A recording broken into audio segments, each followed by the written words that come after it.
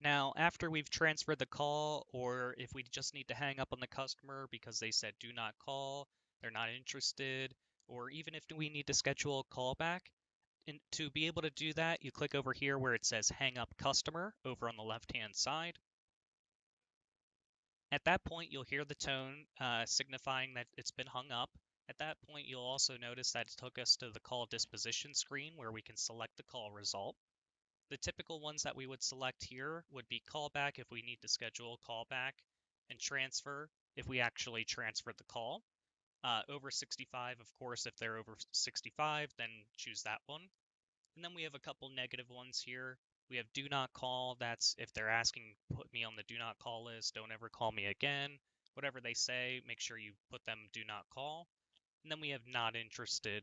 Not interested would be people that are saying, can you give me a call next year? I don't have money right now for a long time. Somebody that we're not necessarily going to schedule as a callback, we would select not interested. In order to select a disposition, you go ahead and double click it, or you can click it once and click on submit down below. If you do want to pause yourself between calls, that's what this checkbox is here for, to pause agent dialing. That'll pause you in between the call so that after you disposition, you're not going to immediately become active. If you do not check that, which is typically what you're going to do, you're going to just become active and be able to take call after call after call without having to click the button again. One of the main dispositions here that does something different other than taking you back to the main home screen would be callback. Callback, if I click on this one, we'll see here that it takes me to a page that I can select a date and time. So if I select the date here of like tomorrow the 21st, go ahead and put in a time of like 10 a.m. if they wanted to call it like 10 in the morning. Make sure you click this checkbox here. It's super important for my callback only.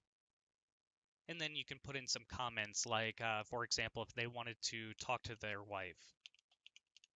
You can put whatever you want here. There's no limit. And then you'd want to click on submit. At that point, as you can see, just like any other disposition, we're right back to the main home screen here. If you do want to access those callbacks that we just scheduled, you'll see down here at the bottom center of the screen, it's blinking and says one active callback. Make sure you click that, and you'll be able to see your list of callbacks. I typically recommend that people do this first thing in the morning. If you have a morning meeting or something like that, do it right after. See what's going on for the day.